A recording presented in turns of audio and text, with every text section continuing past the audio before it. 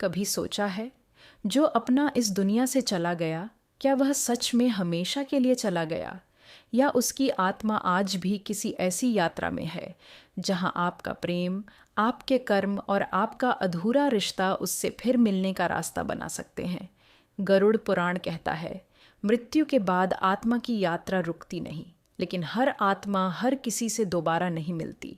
फिर कौन मिलते हैं, कब मिलते हैं और किस नियम से मिलते हैं, यही आज का सबसे गहरा रहस्य है।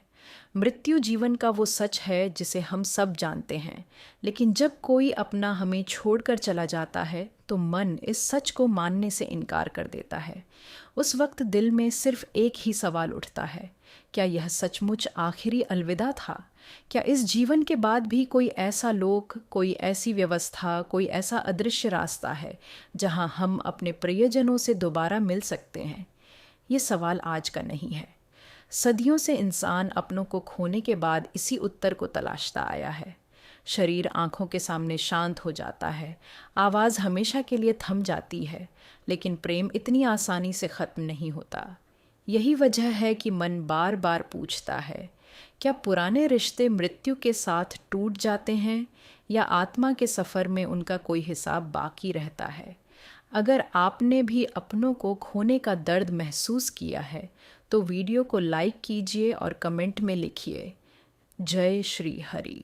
गरुड़ पुराण में कर्म और ऋण अनुबंध का ऐसा गहरा रहस्य बताया गया है जो मृत्यु के बाद भी आत्माओं के संबंध को केवल यादों तक सीमित नहीं रखता।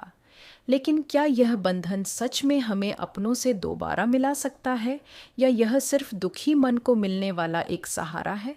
आज के इस वीडियो में हम इसी रहस्य की गहराई में उतरेंगे और जानेंगे कि इस लोक को छोड़ने के बाद आत्माओं के मिलाप का असली नियम क्या माना गया है। गरुड़ पुराण के भाव को समझें तो मृत्यु के बाद आत्मा की यात्रा उसके कर्मों के अनुसार आगे बढ़ती है। हर आत्मा का रास्ता एक जैसा नहीं होता। कोई आत्मा शुभ कर्मों से सहज आगे बढ़ती है तो कोई अधूरे मोह या गहरे लगाव के कारण कुछ समय तक उसी भाव में रुकी हुई महसूस होती है।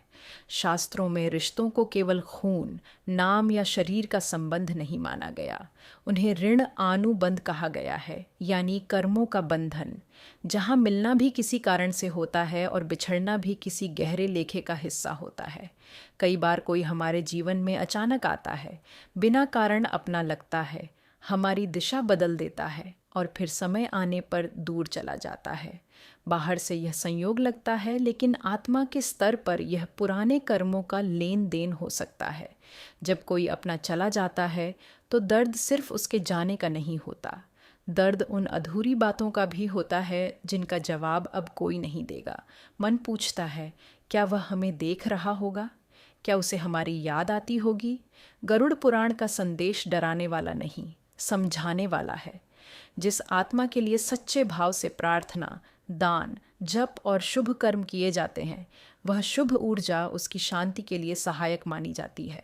इसलिए पिंडदान, तर्पण, श्राद्ध और प्रार्थना को आत्मा के मार्ग को शांति देने वाला कर्म माना गया है। अब सबसे बड़ा सवाल आता है, क्या आत्माएं दोबारा मिलती हैं?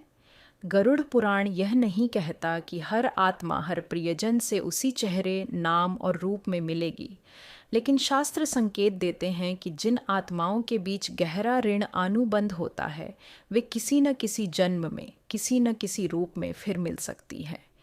यह मिलन रोने, चाहने या जिद करने से नहीं, कर्मों के बाकी बचे लेखे से तय होता है। ईश्वर की व्यवस्था मन की जिद से नहीं चलती, वहाँ केवल कर्म का हिसाब और आत्मा की ज़रूरत चलती है। कभी वही आत्मा माँ, संतान, मित्र, जीवन साथी, गुरु या सहारा बनकर लौटती है। हम उसे चेहरे से नहीं पहचानते, लेकिन मन कहीं न कहीं उसे अपना मान लेता है। पहली बार किसी से मिलकर भी लगता है जैसे यह इंसान नया नहीं है। किसी की आंखों में अपनापन दिखता है, किसी की आवाज़ में घर जैसा सुकून लगता है। यही ऋण अनुबंध का संकेत माना जाता है। लेकिन गरुड़ पुराण हमें मोह में फंसने के लिए नहीं कहता। सच्चा प्रेम आत्मा को बांधता नहीं, मुक्त करता है। अगर कोई अपना इस लोक से चला गया है तो उसके लिए सबसे बड़ा प्रेम यही है कि हम उसके लिए प्रार्थना करें, उसके नाम पर अच्छे कर्म करें और अपने जीवन को पूरी तरह अंधेरे में न गिरने दें। बहुत भारी विलाप उस आत्मा के लिए भी बोझ बन सकता है। इसलिए दुख को प्रार्थना में बदलना ही सच्चा आध्यात्मिक प्रेम है। श्री हरि की दृष्टि में आत्मा न जन्म से शुरू होती है और न मृत्यु पर खत्म होती है। अंत में चित्रगुप्त के दरबार में धन, पद, मकान या अहंकार साथ नहीं जाते। साथ जाता है केवल कर्म, भाव और वह प्रेम जो स्वार्थ से ऊपर था। जिस रिश्ते का लेखा पूरा हो चुका होता है वह आशीर्वाद बनकर रह जाता है, और जिसका लेखा अधूरा होता है वह समय आने पर किसी नए रूप में फिर रास्ता बना सकता है। आज अगर आपका कोई अपना इस दुनिया में नहीं है तो मन से कहिए, आपकी यात्रा शांत हो, आपका मार्ग प्रकाशमय हो, और अगर हमारे कर्मों के लेखे में फिर मिलना लिखा है तो हम सही समय पर फिर मिलेंगे। तब तक मैं आपके दिए प्रेम को अपनी कमजोरी नहीं बल्कि जीवन को बेहतर बनाने की शक्ति बनाकर जीऊँगा। यही गरुड़ पुराण का रहस्य है, यही कर्म का सच्चा लेखा है और यही आत्मा का सबसे शांत सत्य है। अगर आपके घर में भी किसी अपने की याद आज तक जिंदा है तो इस वीडियो को लाइक कीजिए और कमेंट में लिखिए, जय श्री हरि। इस वीडियो को किसी ऐसे इंसान के साथ शेयर कीजिए जिसे यह बात सुनने की ज़रूरत है। अगर वीडियो अच्छी लगी हो तो चैनल को सब्सक्राइब कर लीजिए। मिलते हैं अगली वीडियो में। अपना और अपनों का ख्याल रखिए। जय श्री हरि।